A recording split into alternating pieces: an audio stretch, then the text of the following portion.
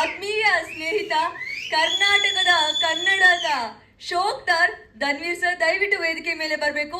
ಬರ್ಲಿ ಜೋರಾದ ಚಪ್ಪಾಳೆ ಧನ್ವೀರ್ ಸರ್ ಅವ್ರಿಗೆ.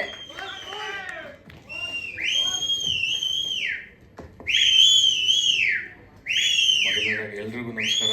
ಹಾಗೆಯೇ ಎಲ್ಲ ಮಾಧ್ಯಮ ಮಿತ್ರರಿಗೂ ಇವತ್ತು ಕಾರ್ಯಕ್ರಮಕ್ಕೆ ಬಂದಿದೆ ತುಂಬ ಧನ್ಯವಾದಗಳು. ನನ್ನ ಮೊದಲನೇ ಚಿತ್ರದಿಂದ ಇಲ್ಲಿಯ ಚಿತ್ರಗಂಟನು ನಿಮ್ಮ ಪ್ರೀತಿ ಪ್ರೋತ್ಸಾಹ ಬೆಂಬಲ ತೋರಿಸ್ತಾ ಬರ್ತಾ ಇದ್ದೀರಾ. ಇದೇ ರೀತಿ ಇರಲಿ ಅಂತ ಕೇಳ್ಕೊತೀನಿ.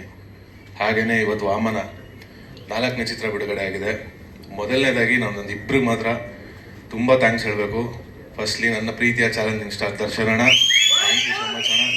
ಹಾಗೆಯೇ ವಿಜಯಲಕ್ಷ್ಮಿ ಅಕ್ಕ ಪಾಪ ಕೇಳಿದ ತಕ್ಷಣ ಇಲ್ಲ ಬನ್ನಿ ನೀವು ಯಾವಾಗ ಹೇಳ್ತೀರೋ ನಾನು ರೆಡಿ ಇರ್ತೀನಿ ಅಂತ ಹೇಳಿದ ಕೂಡಲೇ ಮಾಡಿಕೊಟ್ರು.